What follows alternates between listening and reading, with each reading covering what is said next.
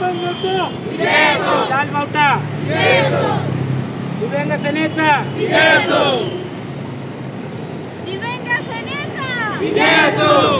नमस्कार, MH04 मीडियामध्ये आपलं स्वागत आहे। आता आपण आहोत ठाणे महापालिकेच्या बाहेर आणि जे दिव्यांग बांधव आहेत, जे दिव्यांग ठाणेकर नागरिक आहेत, त्यांच्या काही समस्या आहेत त्या आपण MH04 मीडियामार्फत ठाणे महापालिकेसमोर मांडण्याचा प्रयत्न करतो। दादा, काय नेमकं आपल्या समस्या आहेत? सर, मी नितीन नवनाथ जगदाळे, दिव्यांग सेनेचा ठाणे शहर अध्यक्ष।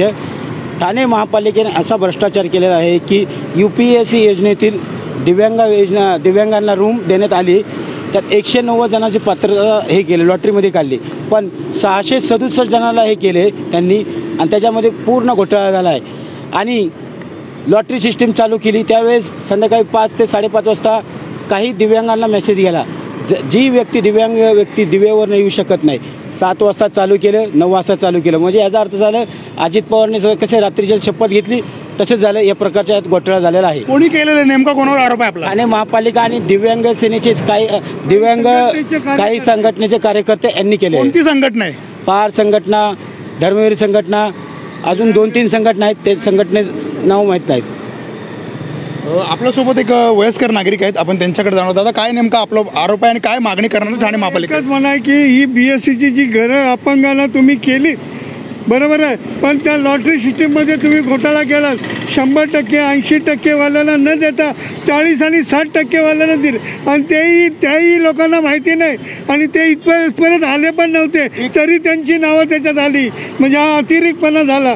ज्यांनी खरोखरच 3-6 महिने एवढी धावपळ केली, 8व्या महिन्यापासून त्यांचं एकाचंही नाव नाही आहे त्याच्यामध्ये, हा आम्हाला अपवाद वाटतोय। एकूण किती लोकसंख्या, म्हणजे किती जणांनी फॉर्म भरला होता आणि किती जणांना त्याचा लाभ मिळाला? एकूण 3000 जणांनी फॉर्म भरला होता, त्याच्यापैकी 190 जणांना पात्र झाले। 810 पात्र करून 190 जण झाले, त्याच्यापैकी 80% ते 100% पर्यंत तुम्हाला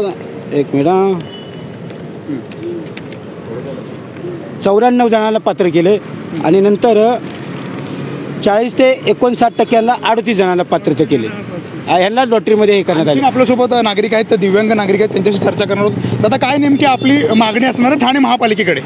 810 मध्ये जे पात्र करून ज्यांनी जे 190 त्यांनी पात्र केले लकी ड्रॉ काढून, जे बाकीचे जे राहिलेले आहेत त्यांच्यावरती अन्याय केल्यासारखं झालेलं आहे, तर त्यांना पण योग्य न्याय द्यावा। आपल्यासोबत आम्ही हटणार नाही। आपल्यासोबत ताई आहेत। ताई, काय सांगाल, काय नेमकं प्रकरण आहे, काय आपल्या सगळ्या दिव्यांगांच्या मागण्या आहेत? माझं नाव सुनीता नंदू चौरे, आणि मी लिस्टमध्ये पात्र होती, पण त्यानंतर मला एका वर्षाने आता लेटर आलं की मी अपात्र ठरले। जर समजा 190ची जी यादी आहे, जी पात्र यादी होती, ती सगळी म्हणजे खोटीच असेल, अपात्रच ठरली जाईल। मला जर ठरवण्यात आलं की मी अपात्र आहे, तर मी कुठल्या बेसवर पात्र ठरली आणि अपात्र ठरली हे मला महानगरपालिकेनेच कळावं। आपल्यासोबत शेतकरी कामगार पक्षाचे ठाणे जिल्हाध्यक्ष प्रसाद साळवी आहेत, हे त्यांच्या मदतीसाठी धावून आलेले आहेत। प्रसादजी, काय नेमकं प्रकरण आहे, आपण या गोष्टीचा कसा पाठपुरावा करणार आहात? दिव्यांगांच्या समस्या दिव्यांगांनी मांडलेल्या आहेत। सर्वप्रथम मला ठाणे महानगरपालिकेला प्रश्न विचारायचे आहे, तुम्ही BSCPचे जी घरं वाटली ती दिव्यांग कायद्या ॲक्टप्रमाणे नीट वाटली आहेत का? तुम्ही महासभेमध्ये काय ठराव केला तो खुलासा होऊ द्या ना, जर दिव्यांगांना कळू द्या काय तुम्ही प्रश्न केलेले आहेत, किती घरं एकूण BSCPची आहेत, त्याच्यामधून किती घरं त्यांना दिली। आणि समजा आता ह्या ताईंनी ज्या दिव्यांग महिलांनी आमचं सांगितलं की जे घर प्रॉब्लेम त्यांचा हे एक प्रकारे ते अन्याय झालेलं आहे दिव्यांगावर, म्हणून शेतकरी कामगार पक्ष आणि दिव्यांग सेनेचे ठाणे शहर अध्यक्ष नितीन जगदाळे आम्ही थोडक्यात आता एवढंच सांगतो, जर त्यांनी या 2-3 दिवसाचा न्याय दिला सगळ्या दिव्यांगांना जे पात्र आहेत त्यांना, आणि अपात्रांनाही त्यांनी ॲडजस्ट नाही केलं, जे आता पुढे नवीन अर्ज घेऊ नका, जे आहे तिथपे थांबवा। जर नाही झालं तर ह्या सगळ्या ठाण्याच्या दिव्यांगांना घेऊन हे विषय महानगरपालिकेला ठाण्याचे महापौर सन्माननीय नरेशजी मस्के साहेबांच्या राहत्या घरावर हा धडक मोर्चा निघाला जाईल।